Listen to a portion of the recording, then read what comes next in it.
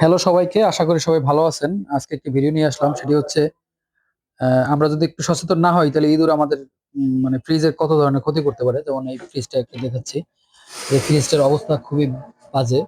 মানে ইঁদুরে এমন ভাবে এটাকে ক্ষতিগ্রস্ত করছে, এটার একবারে এটা ওপেন করো। এই ফ্রিজের আপনার যে ভিতরে ফোম আছে, ফোমের প্রায় 90% ফোমই ইঁদুর মানে বের করছে। তো গ্রাহকের সচেতনতার জন্য বলছি, আপনারা যদি কখনো দেখেন ফ্রিজের পিছন থেকে মানে ফোম বের করে বা ফোম বের হয়, ধর এরকম ধরনের ফোম বের করে, অনেক গ্রাহকই বলে যে এই ধরনের ফোম বের করছে এবং অনেক ফোম তারা ফালাইছে। তো এই ক্ষেত্রে হয় কি, এটা যদি আপনার আগে থেকে সচেতন না হন তাহলে আপনার এই ফ্রিজটা কিন্তু ব্যবহারের অউপযোগী হয়ে যাবে। এই ফ্রিজটা আমরা নিয়ে আসছি, আমরা চেষ্টা করবো এই ফ্রিজটা পুনরায় আবার ঠিক করার জন্য, যাতে করে আগের মতো চলে। আমাদের যতটুকু চেষ্টা আছে আমরা সম্পূর্ণ চেষ্টা দিয়ে মানে সম্পূর্ণ চেষ্টা থেকে চেষ্টা করব, সম্পূর্ণ অভিজ্ঞতা দিয়ে চেষ্টা করবো ফ্রিজটা যাতে সুন্দরভাবে চলে। ভালো থাকবেন সবাই। আর আমাদের পেজটি ফলো দিয়ে রাখবেন, এরকম প্রতিদিন নতুন নতুন ভিডিও পাওয়ার জন্য।